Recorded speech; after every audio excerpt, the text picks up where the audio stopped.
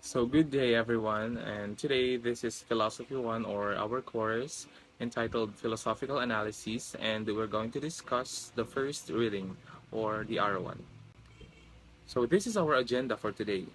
First, I'm going to introduce to you who is Bertrand Russell. So he is a British philosopher, and next I will discuss his writings, one of his books, The Problems of Philosophy, but only the chapter 15 which entitled The Value of Philosophy. And then lastly, I'm going to discuss the nature and areas of philosophy. So this includes the study of what is philosophy, so what are the areas of philosophy, history of philosophy, and why do we study philosophy, as well as what is the meaning of thinking philosophically.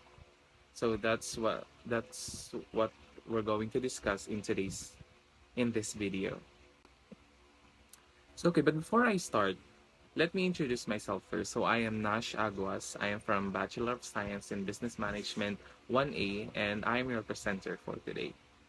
So let's start. Who is Bertrand Russell? So now I'm going to start my presentation with an introduction of who is this British philosopher.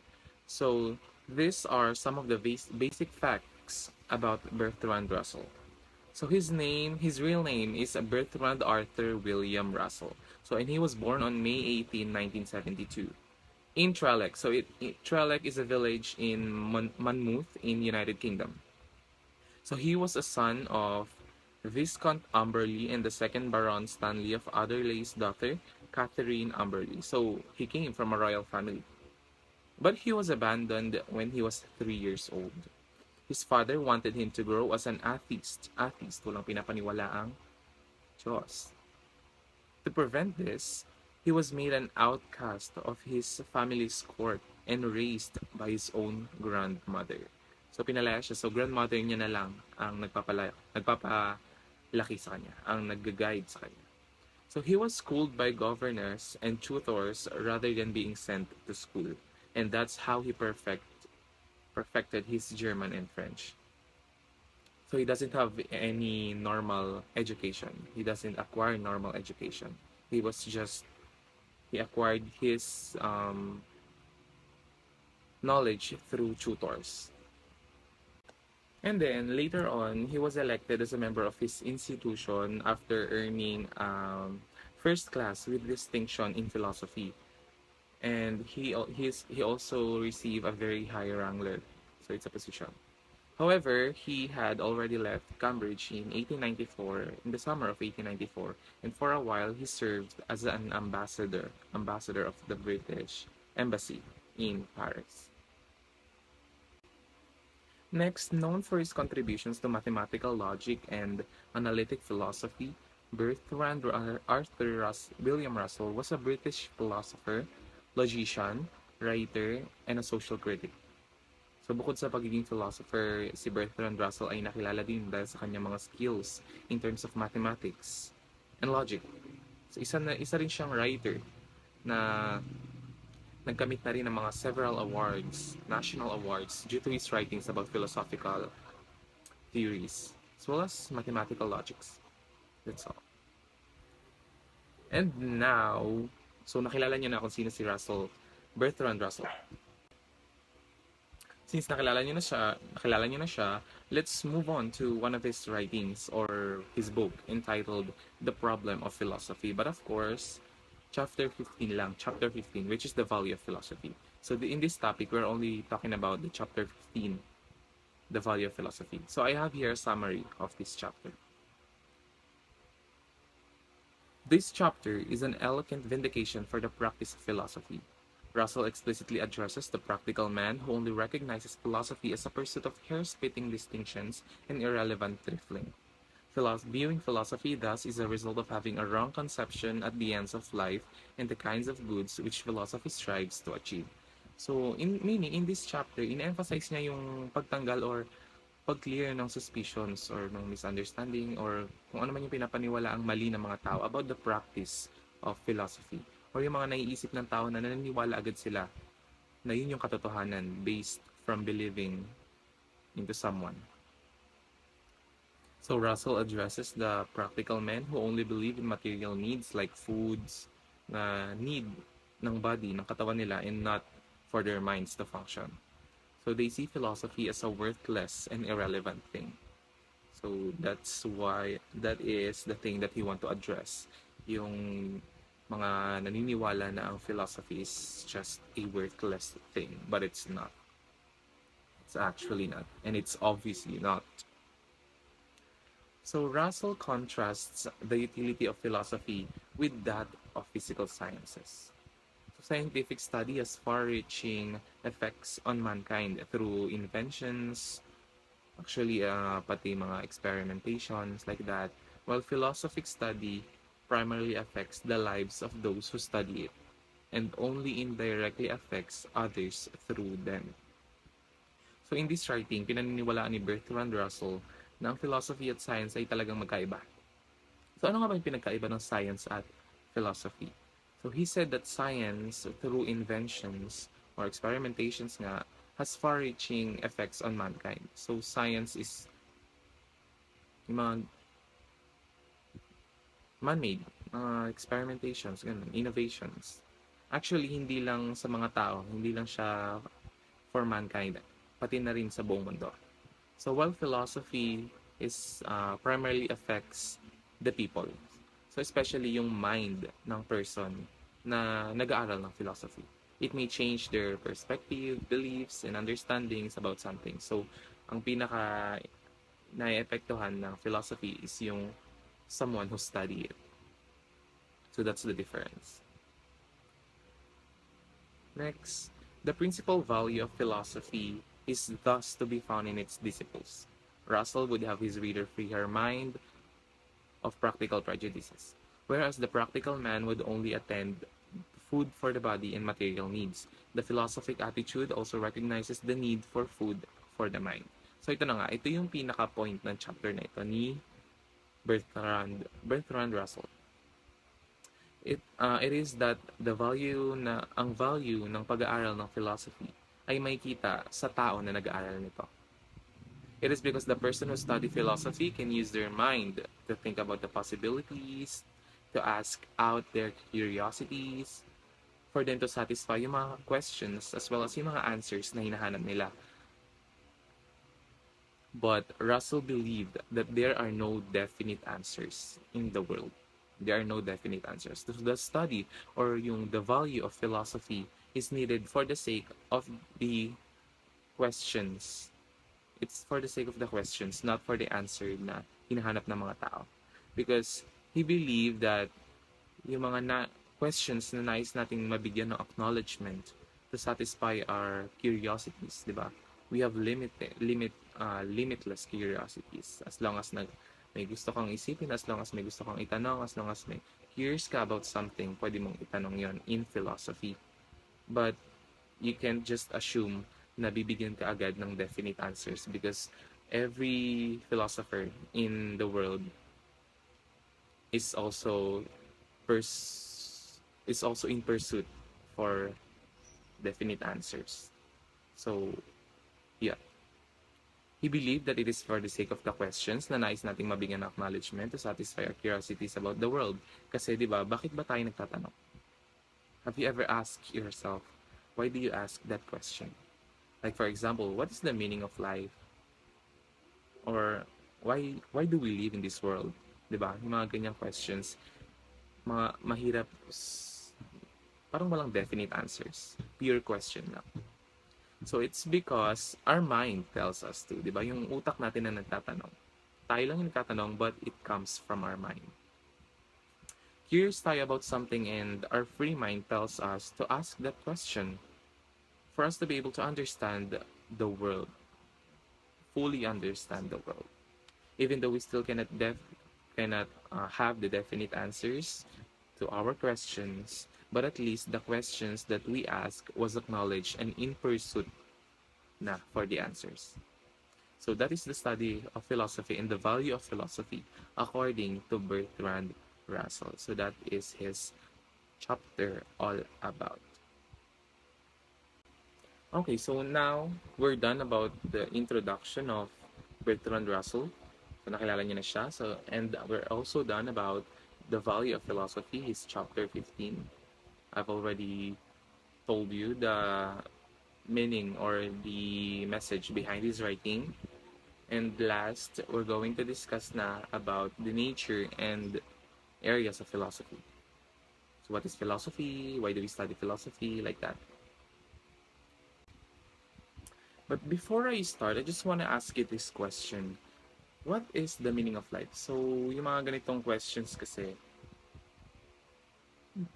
ito yung mga questions na nade-derive because of philosophy. Diba? Curious tayo. So, ano nga bang meaning ng life? Saan ba ito nagsimula? Bakit ba tayo nabubuhay? Hanggang kailan ba to? And so, this kind of question actually, um, it is parang kumbaga, it is made because of philosophy. So, iisipin ng mga philosophers, or yan yung mga questions na hahanapan nila ng answers. Mga, hanapin nila ng answers using their philosophical thinking. So, that is the kind of questions na mga mahirap bigyan ng answer, ng definite answer. But palaging tinatanong, what is the meaning of life? So, let's start. So, what is philosophy? So, according to Bertrand Russell, philosophy is an attempt to provide a response to ultimate questions, queries regarding the coherence, clarity, or reasonness of ideas and premises that non-philosophers take for granted to be understandable or unquestionably true. So, para kay Bertrand Russell, ang philosophy, di ba, from sa mga ibang philosophers, they say na philosophy is a pursuit of knowledge, the study of fundamental facts or basics in this world. But according to Bertrand Russell, it's all about the ultimate questions. Ito yung mga, it's for the sake para pag-aralan yung mga questions na gustong mabigyang kasagutan. Kahit hindi ng mga philosopher, pati na rin ng lahat ng tao sa mundo. So that is why we have philosophy, to study these ultimate questions and to finally found the answers to these questions. So why study philosophy? Why do we study philosophy nga ba? So bakit ba natin pinag-aaksayan ng panahon ang pag-study ng philosophy? Well, of course, it is important. So philosophy is to be studied. This is according from the book of Bertrand Russell, the Problems of Philosophy, chapter 15, The Value of Philosophy. So, galing to doon. Philosophy is to be studied not for the sake of any definite answers to its questions, since no definite answers can.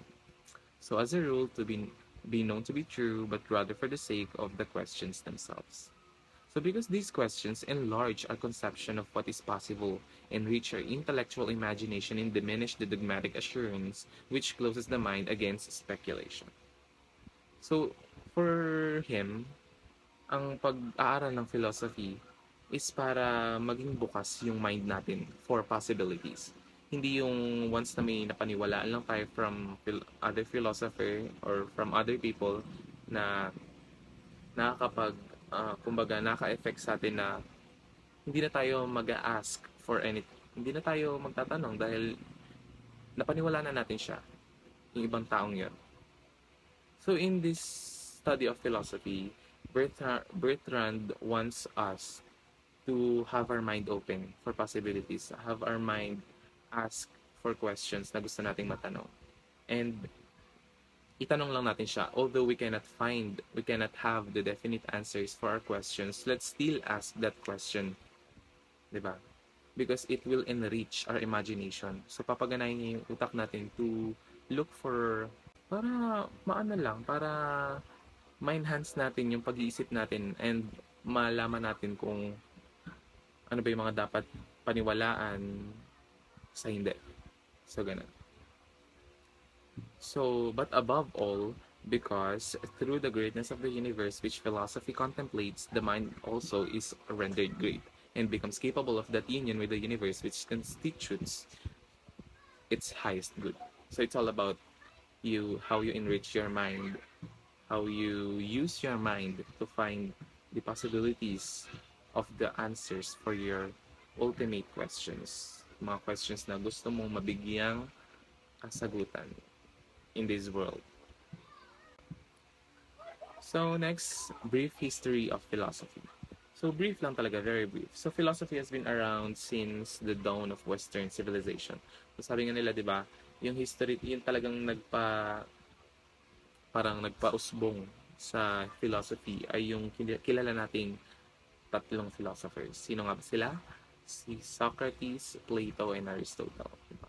They say na dahil sa tatlong philosophers na yan, umusbong ang philosophy. Or I mean, nagkaroon ng boom sa philosophy. So their works informed thousands of years of thought, becoming central to the thought of in the human Roman world, the Middle Ages, and then surfacing in the Renaissance and later. So, yeah. Starting at the height of the Roman Republic, sen- Christian thought was central to philosophy. So naging Christian thought na siya, at least until the Enlightenment. In the 18th century, questions of how we came to know what we believe we know, or it answers epistemology answers this question, and new ethical school began to form, ethics. By the late 1800s, questions of language, logic, meaning took stage, and the 20th century played host to one of the largest bursts of philosophical work ever seen.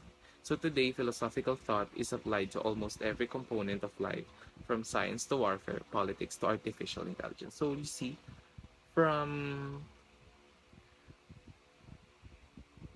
Greek philosophy, nag-emerge siya to Christian thoughts. So naapektuhan na yung Christianity.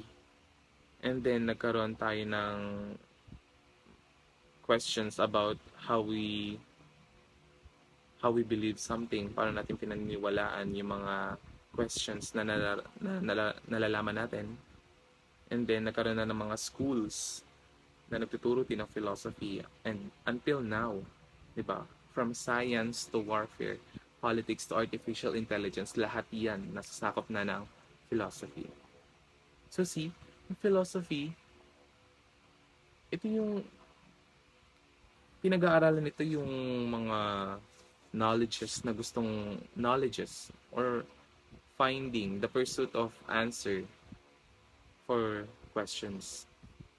Maraming questions sa mundo. And one of the thing na pwedeng makapag-satisfy ng question na yan or pwedeng maka-acknowledge ng questions ng lahat ng tao sa mundo is philosophy. That's why philosophy is very broad. Napakalaki ng philosophy. Napakalaki ng sakop ng philosophy.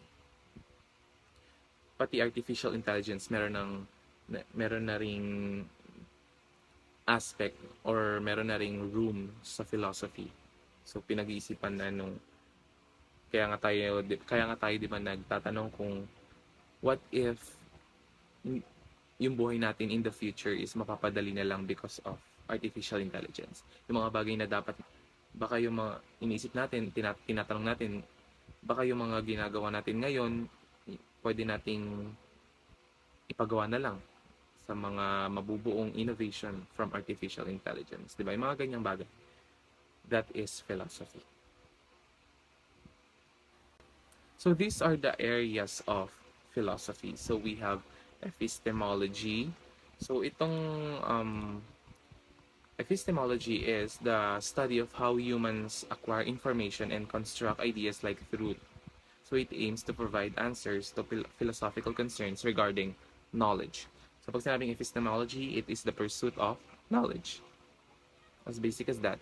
Next is metaphysics. So ito namang metaphysics explores who we are and where we fit in the universe by addressing philosophical issues with being and reality. Being and reality yung mga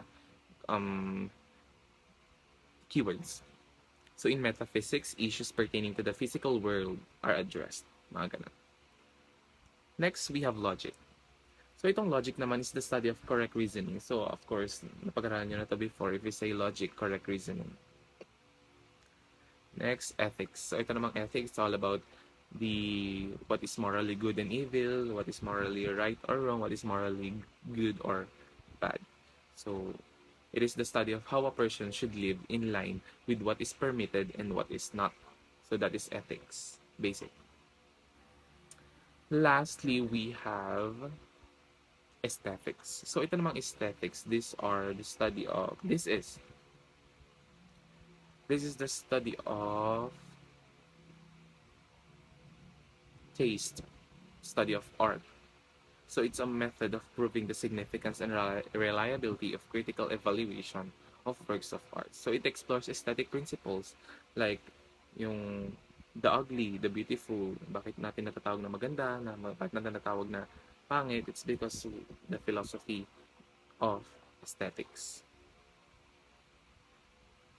Okay, so next, thinking philosophically. So ano nga ba to? Paano ba mag-isip ang isang philosopher? So Russell claims that philosophy has a distinct purpose from science in terms of its primary objective, which is the pursuit of knowledge. So in philosophy, ang pinaka-primary objective talaga niyan before is the pursuit of knowledge. But as the time goes by, so mas lumalawak na yung sakop niya and mas lumalawak na rin yung objective niya. Hindi lang siya pursuit of knowledge. Like si Russell nga, ang claim niya naman in is for the sake of the questions, not for the pursuit of knowledge. Since there is no ultimate certainty since there is no definite answer for everything, philosophy reveals unforeseen possibilities regarding the truth. So, kung philosophy hindi pa hindi pa tayo nakakakuha ng mga definite answers for our questions, but at least philosophy gives us unforeseen possibilities. Mga possibilities na yon is makakatulong para ma-enlighten us na kahit papaano is masasagot niya yung questions na gusto nating maitanong. So that's how philosophers think. So that is thinking philosophically. And yun lang. I hope you understand what I told you today. And maraming salamat. Thank you for listening.